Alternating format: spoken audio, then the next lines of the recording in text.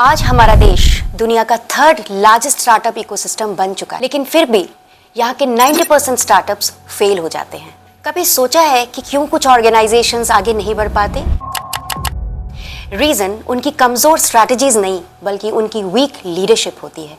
और ऐसी ही toxic leadership का एग्जाम्पल L&T के चेयरमैन S.N. सुब्रमण्यम माने जाते हैं, जो चाहते हैं कि उनके एम्प्लॉयज वीक के 70 घंटे काम करें इंक्लूडिंग संडेज, क्योंकि वो खुद भी संडेज पर काम करते हैं। नाउ आस्क योरसेल्फ, क्या यही लीडरशिप है?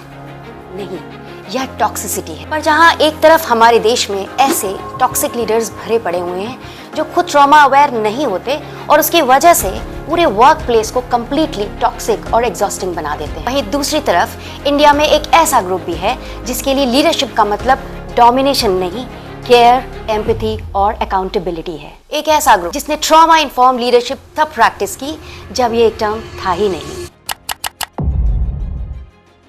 टाटाज ट्रॉमा इन्फॉर्म लीडरशिप 100 सालों से प्रैक्टिस करते चले आ रहे हैं। और आगे मैं आपको देश में हुई ऐसी 3 क्राइसिस दिखाने वाली हूँ जहां टाटा ने पावर को नहीं, ह्यूमैनिटी को चुना। अर्ली से मिड 20th सेंचुरी, जब हमारा देश एक ऐसी क्राइसिस से गुजर रहा था जहां वर्कर्स की कंडीशन इतनी बुरी हुआ करती थी कि वो हर रोज फैक्ट्रीज के अनसेफ एनवायरनमेंट में 12 से 14 घंटे काम करते थे, क्योंकि ज्यादातर कंपनीज के लिए वो सिर्फ और सिर्फ रिप्लेसेबल लेबर्स थे, एक मशीन थे।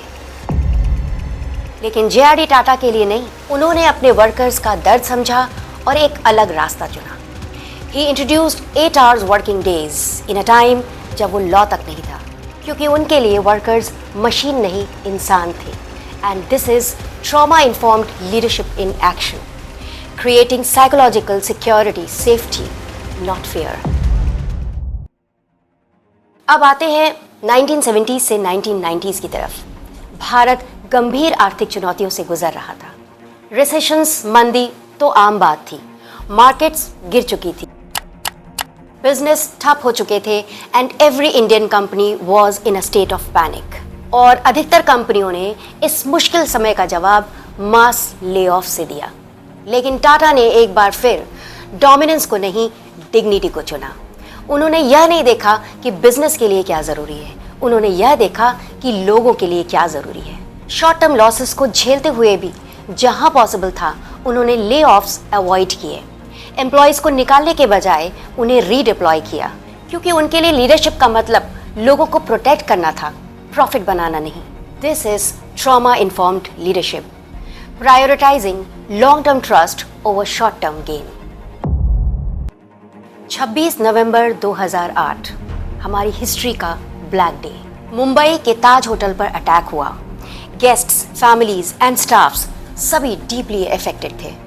रतन टाटा ने विक्टिम्स के परिवारों को पूरी सैलरीज दी, उनके मेडिकल एक्सपेंसेस को लाइफ लॉन्ग कवर किए, यहाँ तक कि ताज के आसपास के हॉकर्स और वेंडर्स को भी हेल्प किया। And this is trauma informed leadership in action, responsibility for people and not power over them.